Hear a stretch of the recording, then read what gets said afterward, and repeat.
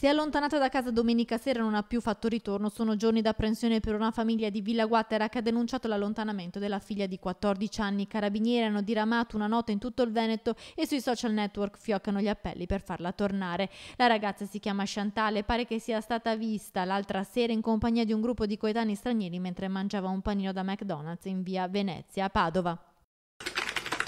Un gioco stupido che poteva avere conseguenze ben più gravi. Un 14enne di Est dal balcone di casa giocava a centrare i ragazzini più piccoli che si divertivano in un cortile. Un colpo sparato con una pistola d'aria compressa è rimbalzato contro una parete andando a colpire in pieno la gamba di un bimbo di 9 anni. Il ragazzino ferito è stato subito portato in pronto soccorso, guarirà in pochi giorni. L'autore dello sparo è stato invece denunciato.